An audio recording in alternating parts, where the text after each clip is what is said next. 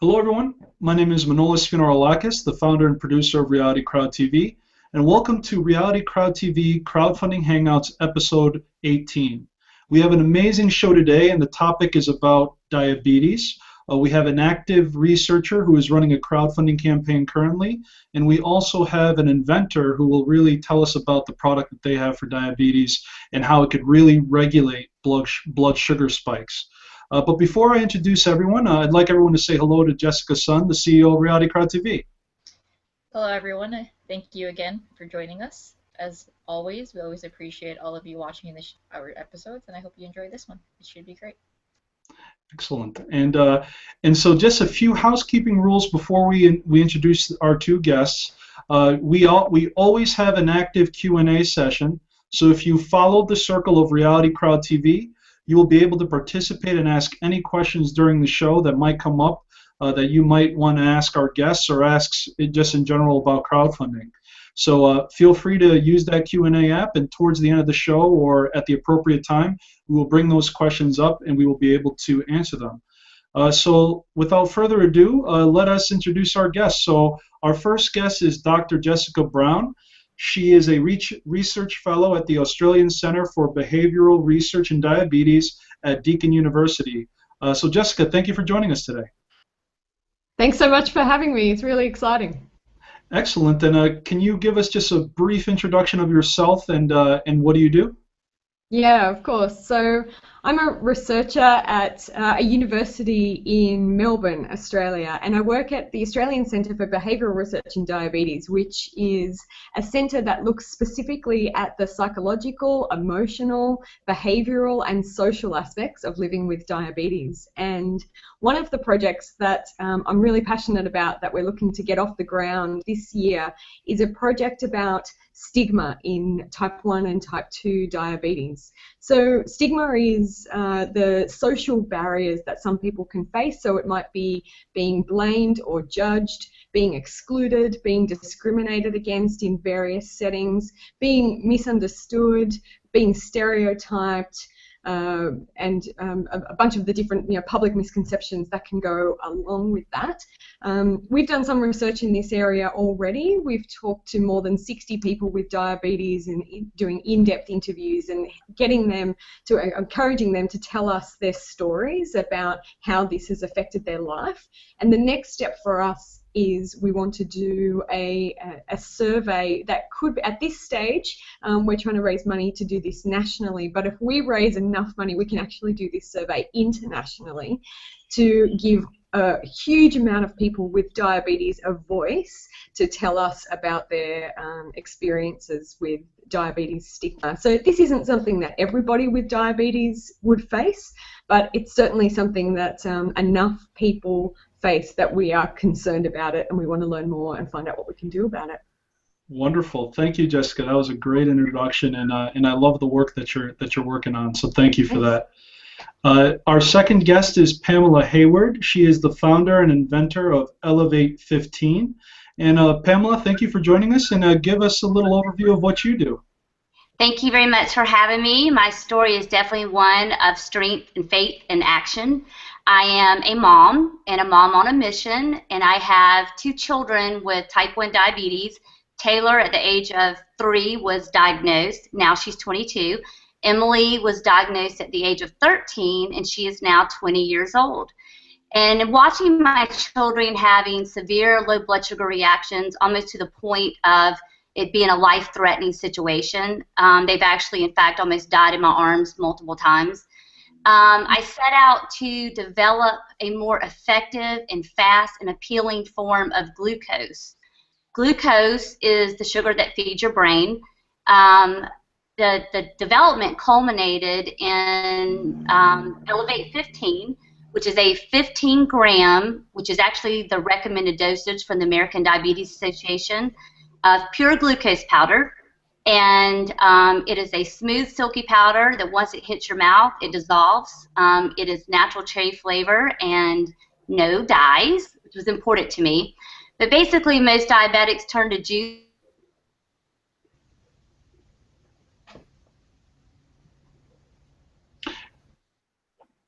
Hello, Pamela?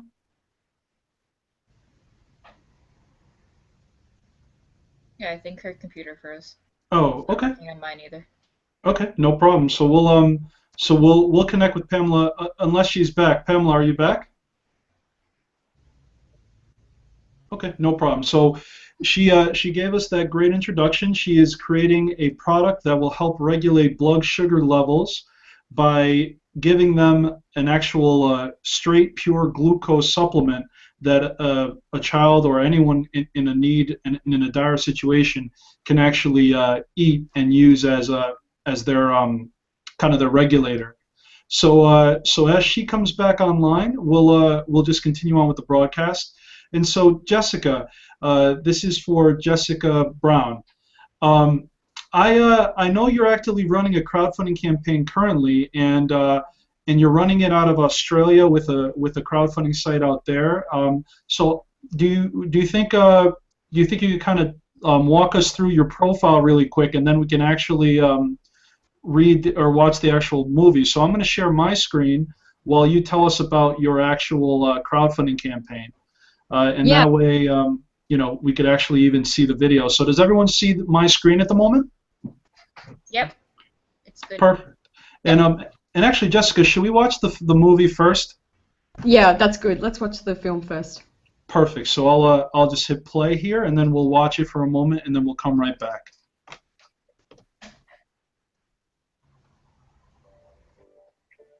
People with type 1 and type 2 diabetes have told us that they experience these stigmatizing attitudes and behaviors from their friends, family, and health professionals, and have observed them in the media. Diabetes stigma is a real problem in our society. I'm Jessica Brown. And I'm Adriana Ventura, and we're inviting you to partner with us to help us understand the causes and consequences of the stigma experienced by people with diabetes. More than 1 million Australians are currently living with diabetes, which can negatively impact both quantity and quality of life. There are different types of diabetes, for example, type 1 and type 2 diabetes, and these have different causes. But the management of diabetes, all types of diabetes, is unrelenting and can be burdensome. On top of the physical and psychological demands, our research has shown that people with diabetes also experience stigmatization in our society. This can take the form of discrimination in the workplace, rejection by a romantic partner, or being judged, blamed, or stereotyped. This stigmatization can lead to feelings of shame, worthlessness, hopelessness, and anger.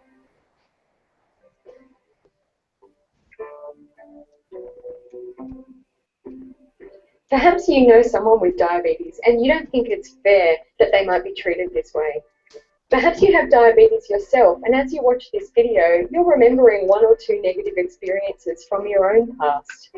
Or perhaps you don't have any lived experience of diabetes, but you are the kind of person that does not want to live in a world where people are treated differently on the basis of having a health condition.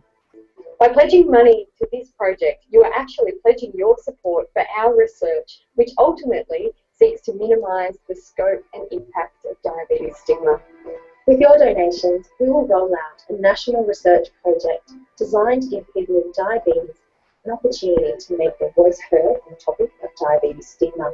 This will be done in the form of a survey that will include questions about the perception and experience of stigma, as well as other related topics such as employment, social support, and mental health. Diabetes stigma is a real problem. Join with us as we take the first steps to stop the stigma.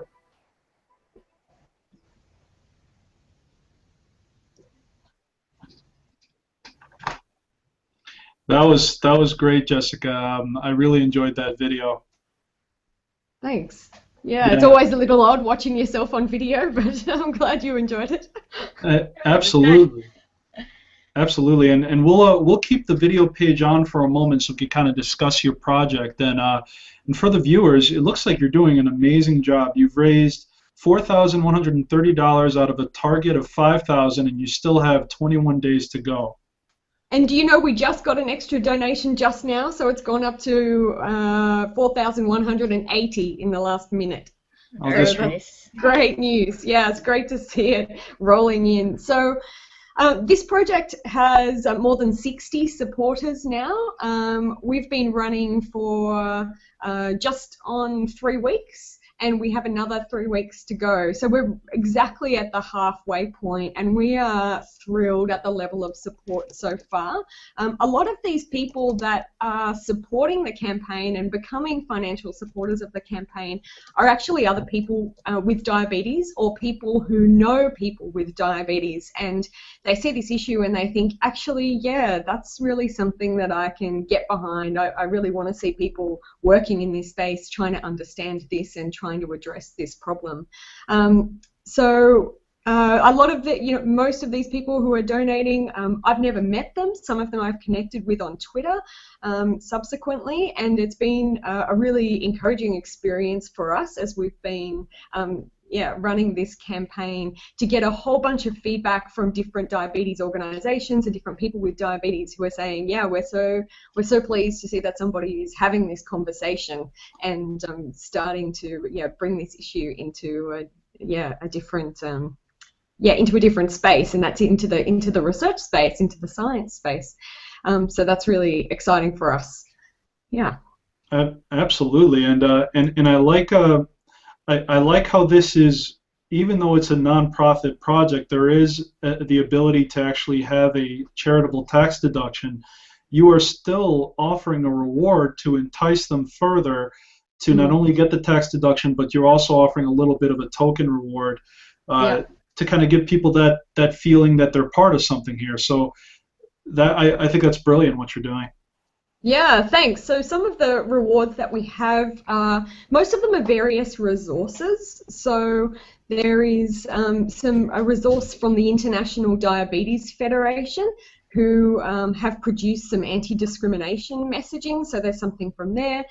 There's something from Diabetes Australia about the way we use language when we're talking with and about people with diabetes, and the ways that can be either empowering or excluding and negative. And there's some combo packages as well with the rewards, and there's a webinar that I've given about diabetes stigma. So a lot of people often say to me, oh, diabetes, I didn't realize there was a stigma there, tell me more about that. And this is an opportunity for people to find out a bit more about how that looks for people with diabetes.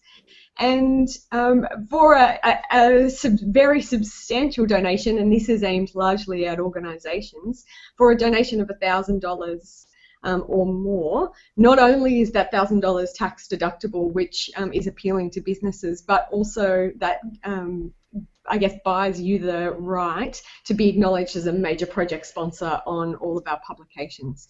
So we're hoping that that's someone is out there who might be prepared to kick in that substantial amount and become an acknowledged major project sponsor. Wonderful, and just by looking through this, you've done the work to make people feel confident that with the money you're actually going to do the work. So you kind of answered the main questions of the who, what, where, when, why, and how much. The how much, how you will spend it, where it's going to go. So that you did a very good job, and you did your research as far as how much work you put into this to kind of prepare. How many months before you launched were you preparing, in fact? So I think we first started discussing this as a possibility with Deakin University, my university, late last year, so in late 2013, and that kind of got the cogs turning in the back of my mind about exactly how we might pitch this if we were to go down the crowdfunding route. And then we've been in active preparations, quite intensive preparations for a couple of months leading up to launch date. Just thinking about, what messages do we want to get across in our video? Who are we going to be connecting with and engaging with to try to get the message out there? And just trying to engage with lots of different people who are in different spaces. So I've talked already about the people who are in the diabetes space, but we've also obviously connected with you guys who are in the crowdfunding space, because there's a lot of people at the moment who are very interested in having a conversation about crowdfunding, what can be crowdfunded, what's the value in that. So that's been really exciting to be a bit of an adventurer in this way in the research space. I mean, it's not often an opportunity that people in the general public get to choose about what kind of health and medical research goes on. So this is, it's quite new and innovative, so it's been exciting to be part of that conversation too. That's great. So it sounded like took you about 6 months before that, but did you find that you started targeting certain people? Because I know you mentioned that a lot of people that are started donating, you didn't realize that they were just random people. Did you target certain people in order to get these random people to be like, oh wow, this is really a great project?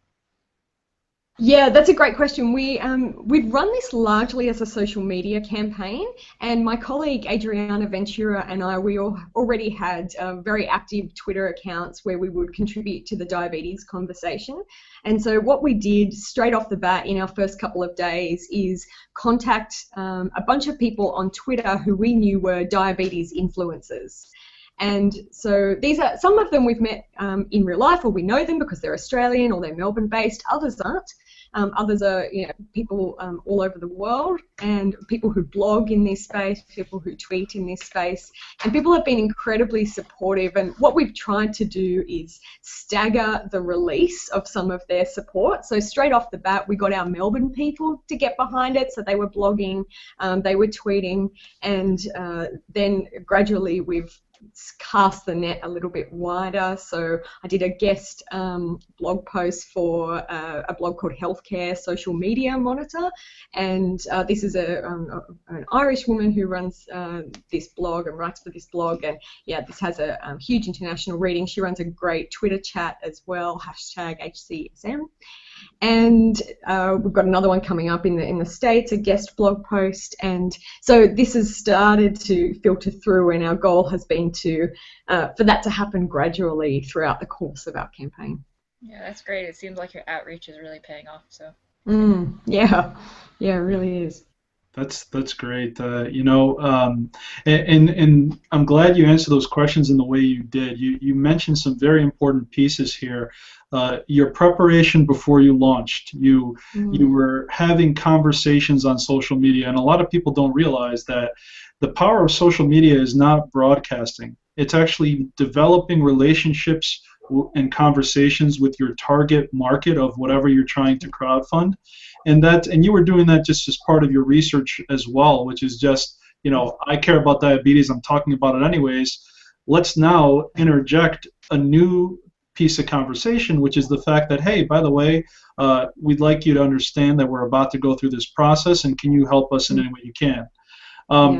But it wasn't like it wasn't like this was the first time you ever spoke to these people. You had built a relationship over a period of time. I think that's such an important distinction. Because we've been in the social media diabetes space for a couple of years, a couple of years now, we already had the trust and the relationships with some of the key influencers. They're people that we've engaged with before, and so to then invite them in to support this project was done within the context of relationship and trust. I wasn't a stranger coming to them with cap in hand, asking them to throw us some cash. And it's certainly something that I would see as a symbiotic relationship. So, I watch their Twitter accounts, I watch their blogs. When I see something that inspires me and captures me, I want to share it with my audience. And they're doing the same. They're seeing this project, they're inspired by it, they're sharing it with their audience. And that's what's great about Twitter, is that it's so easy to share the voices that you find inspiring. And I think that's been the major platform through which we've got our message out. Great. Very good. So again, congratulations as far as your success thus far, and you have 21 days, so even if you reach your goal, you could certainly raise more. At this stage, I'd like to bring Pamela Heyward in, and Pamela, I know you got cut off a little bit, but what we'll do is we'll give you another chance to kind of go through your project, but I'm going to pull up the website so you can kind of speak as we kind of look at what your project is. We did hear the beginning piece of where your family and your daughters have diabetes type 1, but we'll start there again, and you can kind of just continue the conversation. And specifically why I'm interested in you, Pamela, is because you have something here, and you reached out to us as well to kind of determine, is crowdfunding right for what I'm trying to do? And from what I think you see with Jessica, I think you see the power here that potentially this is right for you. So let's learn more about your project, and then we can kind of have a banter back and forth with kind of questions you may have, or ways that crowdfunding can help you bring your goals. So let me pull that up, and then you could begin. You kind of begin telling us again, telling us about your project, Elovate 15. Perfect. I think Jessica and I are kind of on the same page. We're all trying to bring awareness to the diabetic community in a different way.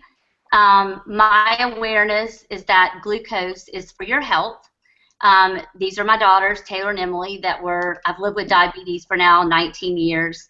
And I watched my daughters turn to juice and candy, which is really my competition. Most diabetics are very much unaware that juice and candy is fructose and sucrose, and that sugar has to be converted into glucose. So really, to raise your blood sugar the fastest, most effective way, you need pure glucose. Watching my daughters having to chew and swallow and eat when they had a low blood sugar right after dinner, I realized there needed to be something to take care of the condition without going through the eating process. So basically I said, hey, let's think back to BC and stand back powders, and let's create a pure glucose powder that dissolves in your mouth. And what we've done with people that have tested Elovate 15, it's the only product on the market that delivers 15 grams, which is in the guidelines for the American Diabetes Association. It can fit in your wallet or your pocket. And basically within 2 minutes of tapping the powder in your mouth, your blood sugar starts going up about 5 points. Within 15 minutes, it's up about 50 points. Whereas the alternate solution of juice and candy, because you have a delayed reaction, most diabetics overtreat the condition, and their blood sugar ends up spiking, which means it becomes high. So in our research and me developing the product, I found that 52% of diabetics are unaware of glucose. And what we found out is that if you, on average, had 3 low blood sugars a week, and you treated it with juice and candy, or fructose or sucrose, that could equate to taking in an additional 26,000 calories in a year, 7 pounds of weight gain.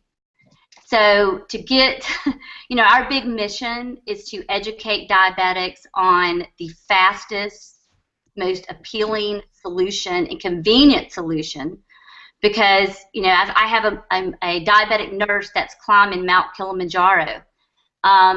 Before she had Elovate 15, you wouldn't believe how many things she had to pack in her backpack just to hope she made it through the 7-day climb. And now she's got the security of having something to treat the condition very fast, and low blood sugars can definitely cause anxiety. And I'm thankful that I'm able to relieve the condition and help diabetics across the world. Our mission is to elevate the life of the diabetic, and that's how we formed Diasin Corporation, and that is it's diabetes plus asana, which is Latin for healing. And we want to have multiple products. Elovate 15 is the first one to elevate the life of the diabetic and to help the community. Wow, that is excellent. And we had a conversation offline too as to how long you've been working on this and kind of the trials and tribulations you had as an entrepreneur. Can you give us a little bit of a taste as to how long you've been working through this and kind of the struggles you had to go through to really bring this to the level that it's at? Absolutely. It's probably been 3 years. I learned in dealing with different manufacturers who I could really trust and who could deliver the product I wanted. In making connections and forming alliances just as much as Jessica did, that was my solution for success. I went to the people that were the big players in the business that I learned I could trust. And when I went to them and said, look, I've made these mistakes in developing and manufacturing, but who would you recommend? And every single one of them stepped up to the plate. This is who you need to call. This is your contact person. And it's like all of a sudden when someone understands you have a mission, they're there to help you and inform you and educate you. So once I got set on the right path, then of course it's the journey of raising funds, which we had our first tranche of funding just as you did, December the 24th, 2013. That was a great Christmas present. But of course, as we spoke of before, we've developed the product. We're in the process of selling right now to 60 key accounts, Amazon, the big players in the industry, as well as getting our point or our voice across to pediatric endocrinologists and endocrinologists across the country. But we need additional funding. So we're looking at trying to raise between $300,000 to $500,000, and that particularly would go towards obviously marketing, as well as just operations and more inventory, so that we can expand in the domestic market as well as the international market. Wonderful. And just to interject, I always have to say this because we do have viewership currently. This is why you're looking to crowdfunding, to say, can this be a solution to raise my capital? I don't want anyone to make the mistake. This is not a general solicitation for investment at the moment. Pamela is just giving us an overview of what her needs are, and we're going to try to brainstorm to see, could crowdfunding, whether it's in the form of donation in exchange for reward, or perhaps equity in debt, which is coming online rather quickly and has been occurring, could be a solution. So I just want to make sure I put that disclaimer in to kind of cover my tail. There's no active solicitation, no active fundraiser at the moment. We're just kind of talking, just brainstorming. So very interesting. So, the way that I can kind of bring both of our guests into the fold is this. Pamela, on top of saving their lives and on top of regulating the blood sugar levels, you're also giving them confidence, because there is a stigma when it comes to diabetes. And a lot of times when someone has a very chronic case where they constantly are battling the highs and lows of the disease, the fact that you can provide some sort of quick relief that then gives them some sort of assurance that, I just got to take this little packet here, and within 15 minutes I'll be back to my normal self. In a way, your solution ties into Jessica Brown's research in a way, because part of potentially what these people who feel the stigma is, they feel it because of how they feel physically, which then affects them emotionally when they're feeling the highs and lows. So Jessica, let me bring you in. What do you think of her product? The people that I know with diabetes, especially people who have experienced recurrent severe hypoglycemia, which is the drops in blood glucose where you need to get somebody else to help you. You can no longer help yourself. What we know from both research in Australia and research internationally, and anecdotally from talking to people, is that this is something that people are very fearful of. People are very fearful of having one of these episodes, and people feel like sometimes this can happen in public, and they are worried about being mistaken as drunk. People are worried about making a fool of themselves, being embarrassed, being ashamed in public. And so we do know that some of the stigma, not all of it, but some of the stigma around diabetes, type 1 diabetes in particular, because severe hypoglycemia tends to be disproportionately experienced by people with type 1 diabetes as opposed to type 2, is that there is this fear that this might happen in public, that this might happen in the workplace, and then suddenly you are the person who is unreliable at work, and maybe you worry about it affecting your career progression. People do worry about it in social situations. They worry about being mistaken for drunk at 8:30 in the morning and being judged negatively about that. So there really is, I guess, a connection there between preventing severe hypoglycemia and giving people the confidence and the resilience so that they don't need to worry as much about this aspect of the diabetes stigma. One of the people that's taken part in our previous research, a gentleman with type 1 diabetes, told us that he had a very professional job, was very high up in his company, and he was presenting in a meeting, and lots of CEOs around the table, and he knew his blood sugar was dropping, his blood glucose was dropping. He knew he needed to treat it and manage it somehow, but he couldn't get out of this meeting. And so he ended up collapsing in the meeting, and he sees that as the turning point in his career. And from that point on, he felt like his colleagues never entirely put their trust in him, because they were worried about the image that he was going to project in their company. Now, I have to say that having a severe blood glucose drop like that at work is not necessarily common. People can manage this, and part of the way people manage it is by learning to recognize the symptoms and treat it before it gets to that. So yeah, I should emphasize that this is not a hugely common experience, but of course it can happen, and for some people it can happen more than others.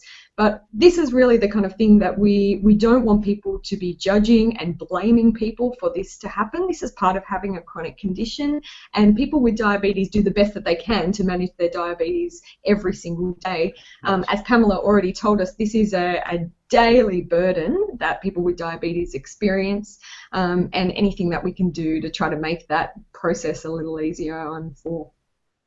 Yeah, and Pamela, I'll give you a chance to kind of continue the conversation. Well, just for example, like I said, two of my friends, one is a good friend of mine. He's had diabetes for 20 plus years. His bucket list was to run the Rim to Rim, which is a 42-mile run in the Grand Canyon. And before I gave him samples of Elovate 15, you can imagine, he had a backpack with limited space in it. He had all of his stuff in there, just really anxious about what would happen if he had a low blood sugar on this extended run. And just to have, like he told me, I felt so safe and confident that if I was in an emergency situation, I was treating it as best and quickly as I could. And I felt grateful that I gave him that sense of confidence, as well as sending, the nurse here in Wilmington. She's diabetic, struggling with her blood sugar levels, and I'm going to send her up Mount Kilimanjaro. I think it's like a 7-day hike, with the confidence that if there's an emergency situation, she's able to take care of it. And that in itself, having that confidence, I'm just thankful I'm able to give people that that peace of mind that they can function on a normal basis and not worry about, death as a consequence. Although my product is considered a food group, it is definitely treating a medical condition that could at times be life-threatening.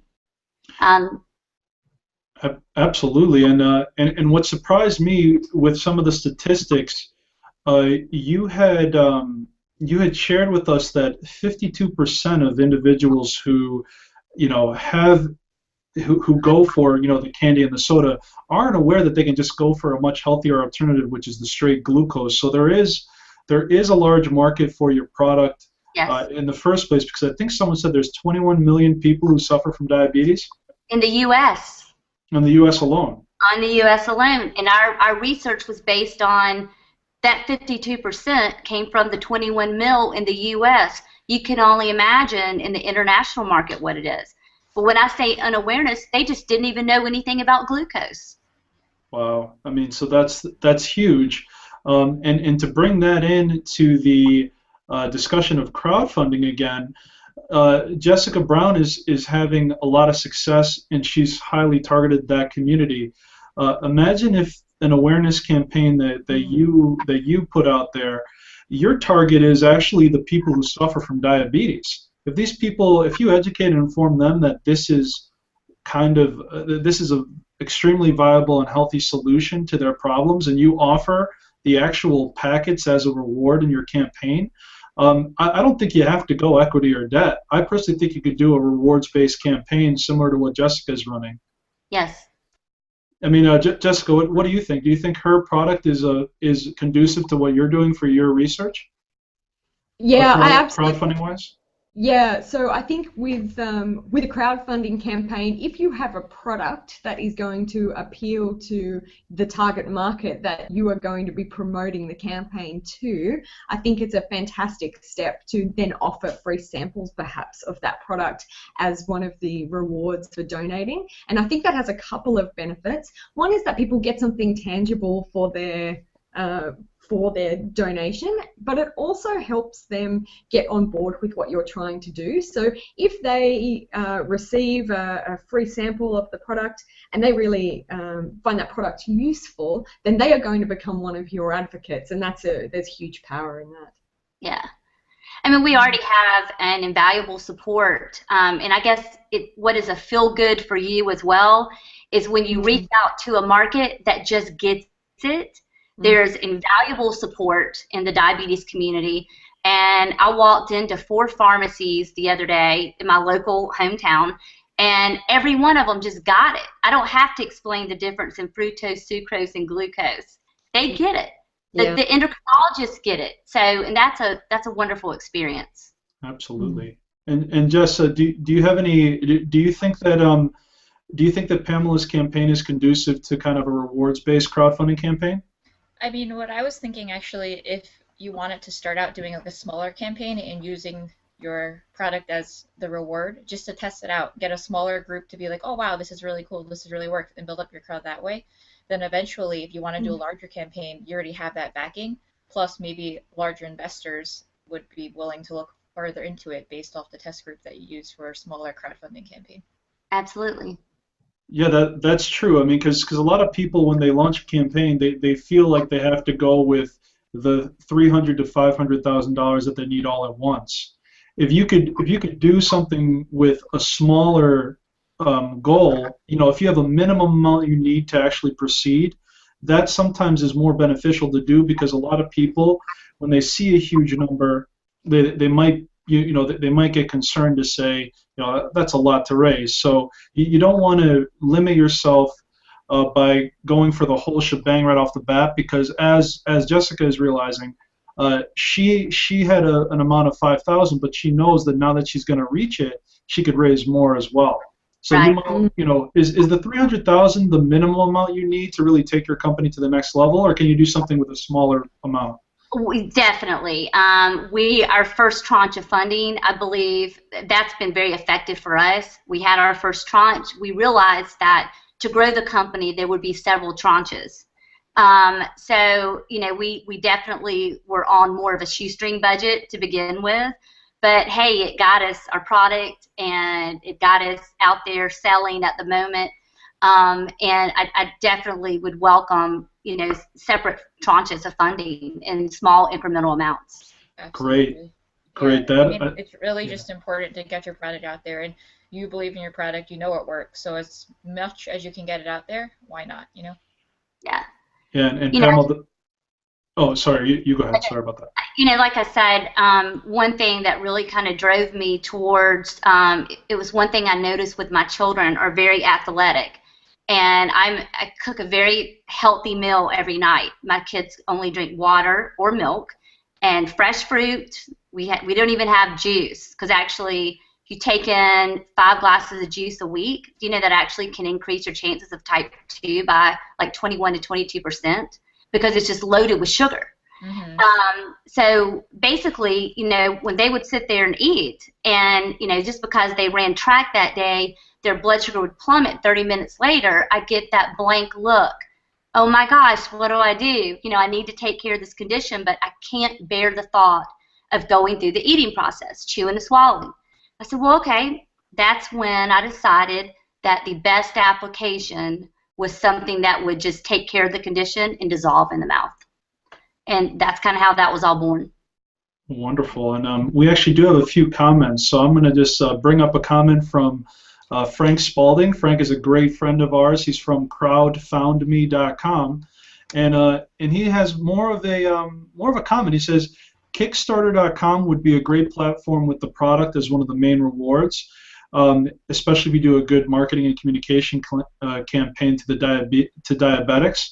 And he actually said he's a diabetic and he's interested in participating and buying. So immediately you have Someone Yay. is saying, yeah, immediately someone wants it. So it looks like you're getting, this is a test of the market right now. There is a market for what you have here.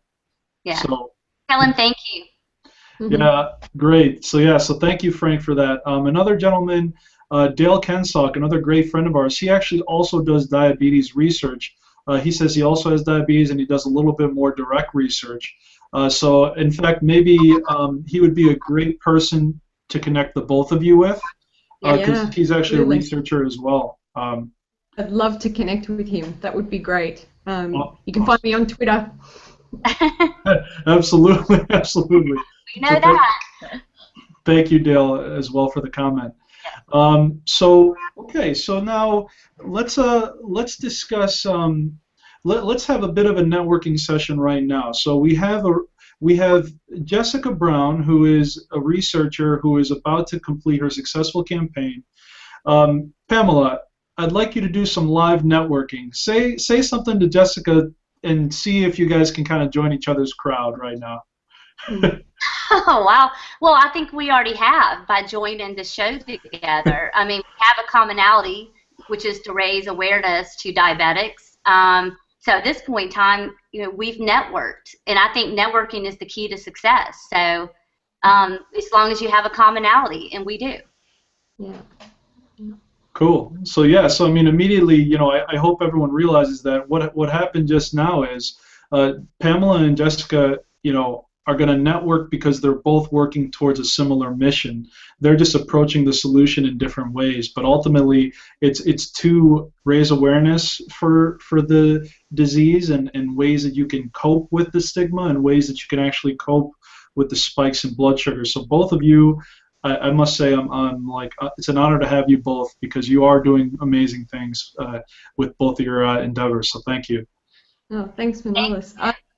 I just want to add as well that I think that there are so many people in the diabetes space that are using their talents and whatever skills it is that they have to be making a difference. So Pamela and I are coming from we're taking very different approaches, as you said, to what we see as a very important issue, and that is helping people with diabetes live really meaningful and successful and long and healthy lives. And people with diabetes are the experts in doing that. But what I'm hoping is that there are, and there already are, stacks of people out there in the world with a different set of skills that want to contribute to that in some way too.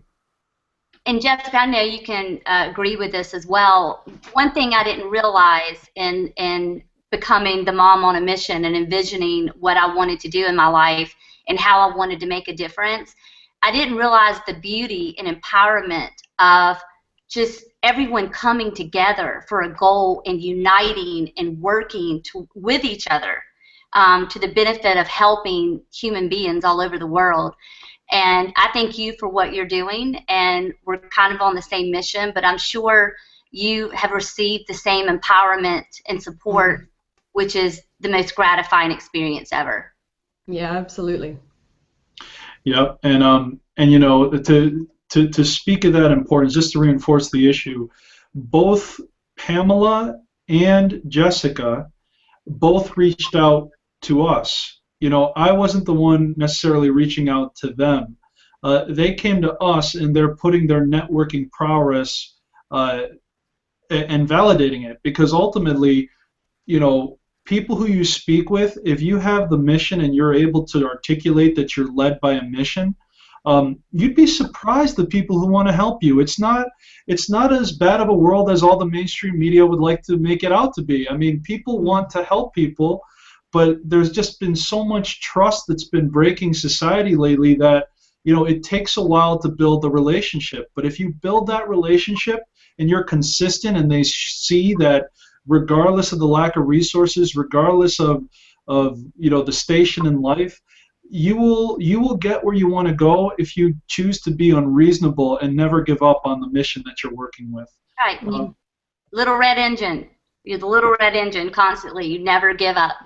Yeah, and Pamela, your story is case in point. You've been through 3 years of struggle, and now finally you've sown, and now you're about to reap. So I mean, it's beautiful to see that your story is exactly that. It's going through struggle, which then builds your persistence muscles to keep going when the going gets tough, and then finally there is a pot of gold at the end of the rainbow. Right. But you know, when you believe in something and that mission is placed in your head, you never turn back. I mean, you know it's just the right thing for you to do in your life, and you keep moving forward regardless of anything that happens. Exactly. With a mindset like that, and you just keep believing and believing and believing, you're going to make it, because you're going to find a solution. You might hit a wall at any point in time, but you're just going to find a way to just knock it down if you keep trying and you believe it and strong enough. So. Yeah. Yep. I mean, and Jessica, like during your journey to become a doctor, I'm sure there was a lot of walls you had to break through as well. Do you want to give us your own personal story of kind of how you went about your journey? Yeah, sure. I should clarify, I'm not a medical doctor. I'm a doctor of health psychology. So that's something that I do have to clarify a lot in the diabetes space. I can't prescribe anyone any medicine. So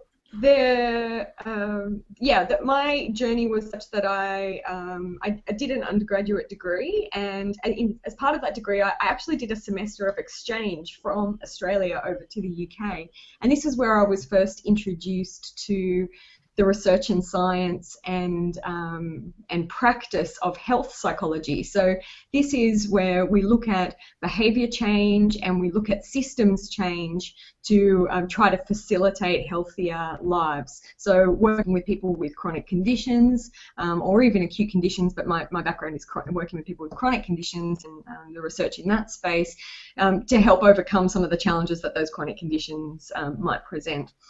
And yeah, I mean, doing your PhD is an incredibly taxing journey. For me personally, it started off as really exciting, and probably for the first year or two, I couldn't believe that every year I got to wake up, I got to be on campus, I got to read and talk to people and share ideas, and it was really exciting. But it's a long slog, and it's a long time to be thinking about one issue and not necessarily having the space to diversify. But yeah, got there in the end, and have been extremely fortunate to be working with the Australian Centre for Behavioural Research in Diabetes for the last several years, and really working with some of the world's greatest experts in this space, in the psychology of diabetes. And so I've been incredibly fortunate as an early career researcher to be connected with and meet people who believe in me and have empowered me and have given me a platform to explore my ideas and my passions and to do something a bit creative and crazy like crowdfunding my research project. This is not something that a lot of universities do, but Deakin have been great in this is a Deakin initiative, Deakin University initiative. This is the third round of crowdfunding that they have run for early career researchers such as myself. There are a bunch of other early career researchers from Deakin who are currently running their research crowdfunding campaigns as well. So if you jump on the Possible website and you search for Deakin, you can find a bunch of other early career researchers that are promoting their projects. That others aren't in diabetes. There are all kinds of issues, mental health and architecture and biological science, all kinds of stuff, really exciting. So I encourage people who are interested more broadly in crowdfunding, I would encourage you to do that and just recognize that this is a really creative thing for universities to be doing, and we'd love to see more universities and researchers going down this path and giving the people for whom their research is going to matter most, in my case people with diabetes and their loved ones, the chance to contribute to making research happen. Absolutely, and Jessica, Son, and I, we went to a conference in New York, the Philo for Thought conference, and one of the speakers was a doctor, and one of the reasons why she wanted to become more of a hands-on doctor as opposed to research is because to become a researcher, you have to constantly be trying to raise money for that research. So what you just did by doing this crowdfunding campaign, Jessica Brown, is you're building the skills to be able to be a self-sufficient researcher, and essentially you're not catering to one patron. The world is your patron, and the diabetes community is your patron, and so it's exciting that you're diversifying in your space by learning entrepreneurial skills to continue the research that you love to do into the future. Yeah, I think that's a really exciting insight. Part of what I've loved about this, and my colleague Adriana Ventura as well, who's running the campaign with me, is that this has given us an opportunity to diversify our skills at a relatively early stage in our careers, and I think that's going to stand us in really good stead going forward. And what it's going to mean is that instead of being these academic researchers that are kind of locked away from the world and not engaging with the world, we're in an ongoing conversation with people for whom this really matters, and they can give us feedback and they can tell us what matters to them.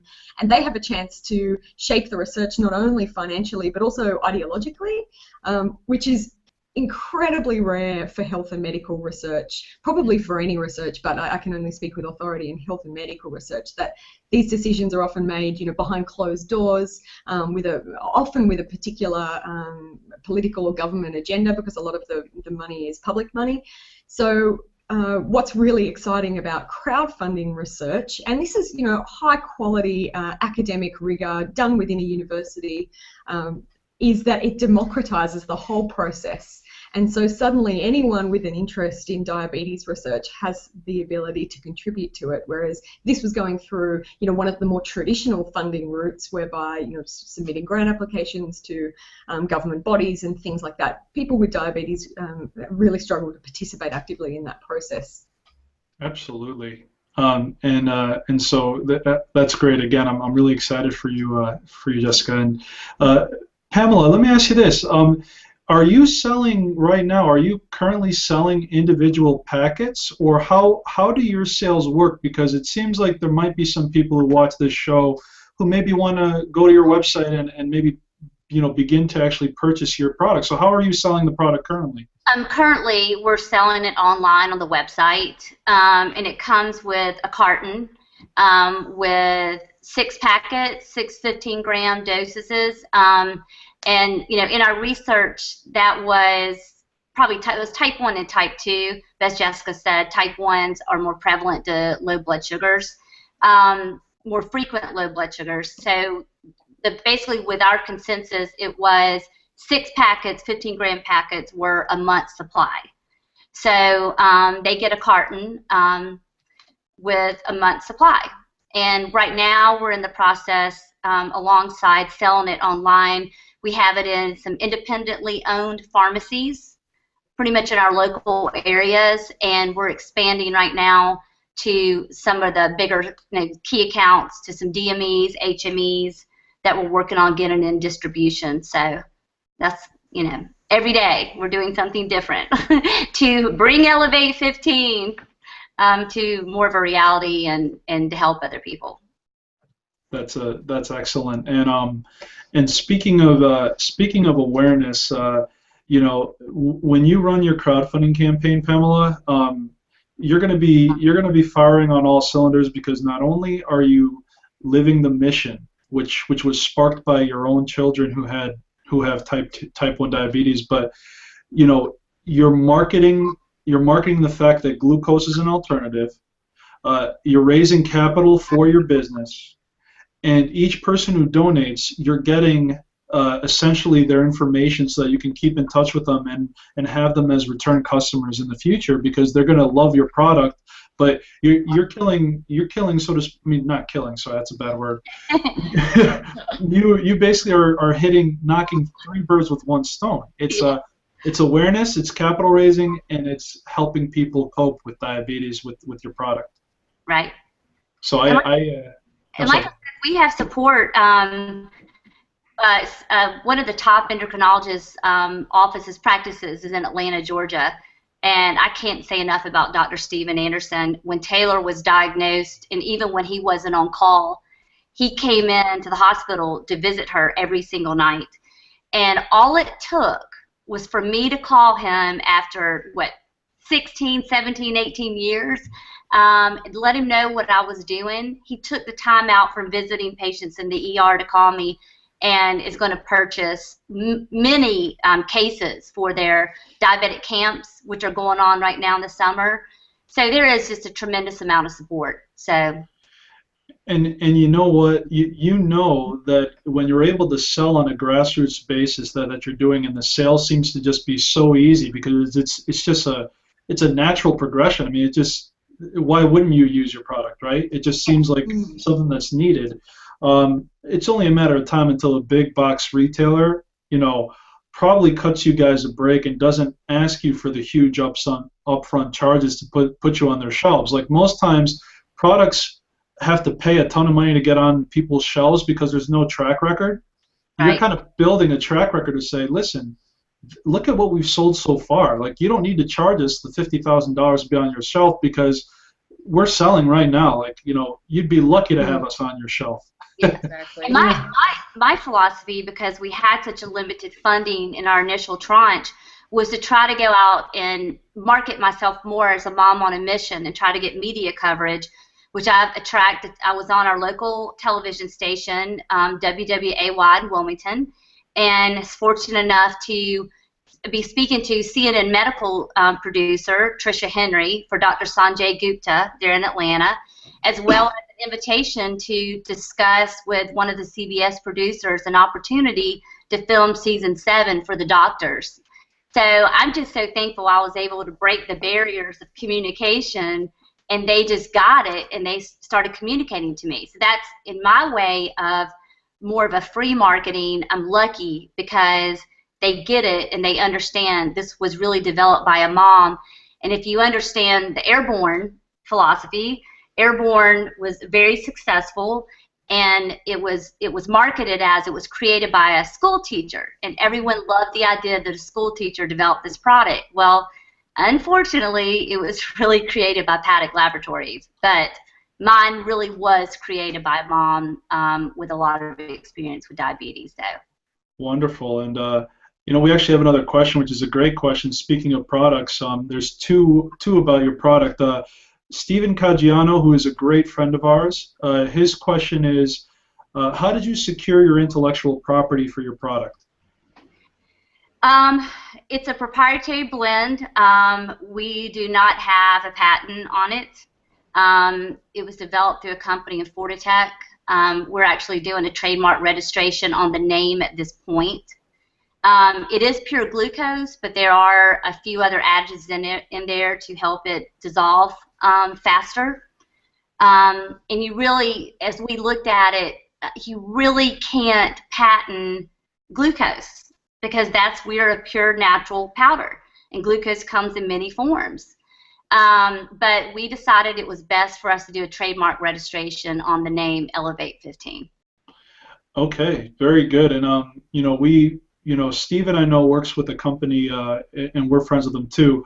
KarmaCrowd.com is actually a crowdfunding platform that's about to launch, and they actually offer free, no upfront IP protection services, and it's taken out on the back end. So if you're still in that process, we'd be happy to introduce you to them because they. I would love that. Okay, perfect. We'll make sure we do that. Yeah. And then another question. Frank is asking the question. Frank Spalding, once again, are you self-manufacturing or is a third-party supplier creating your product? The product currently was developed and manufactured through Fortitech.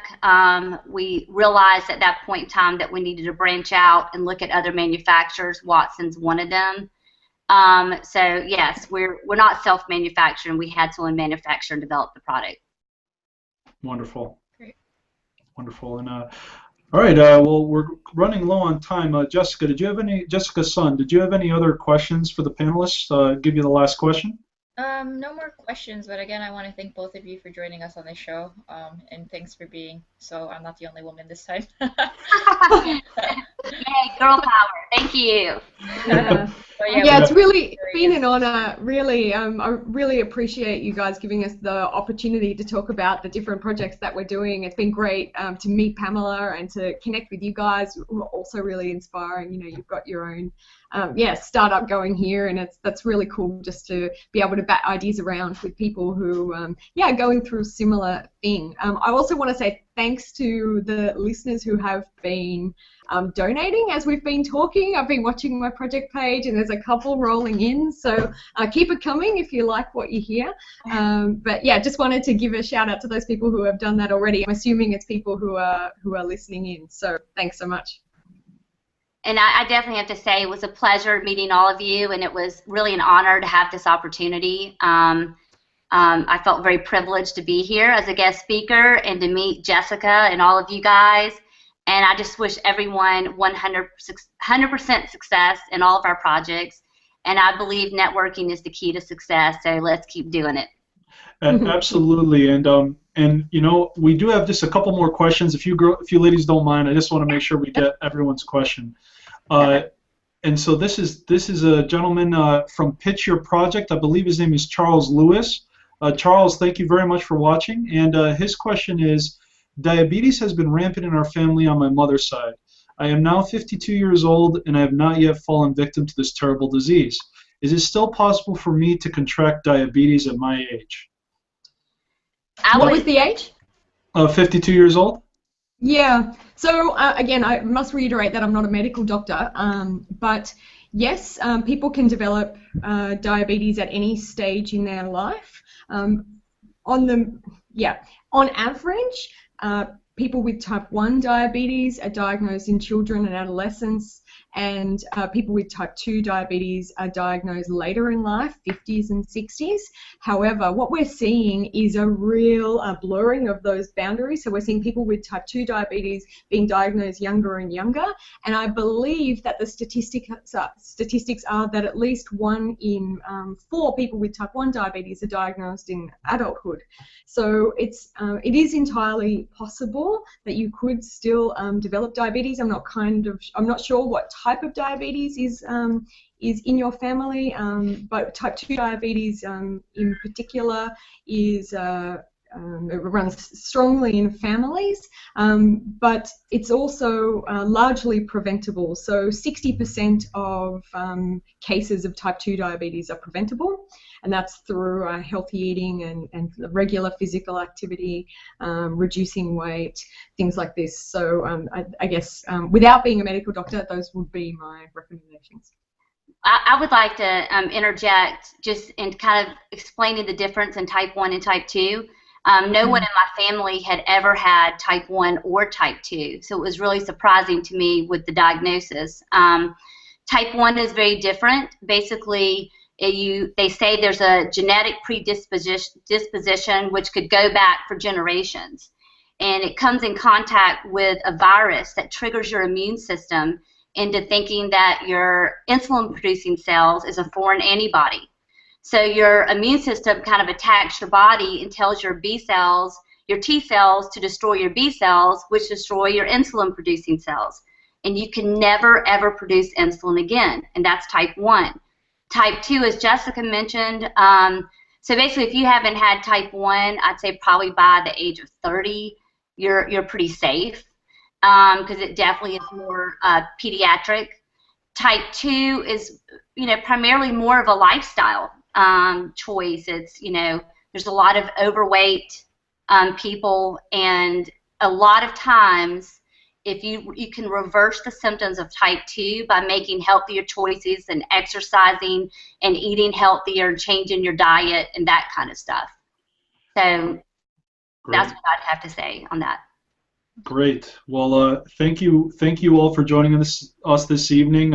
It has honestly been an education for myself, and so thank you everyone once again.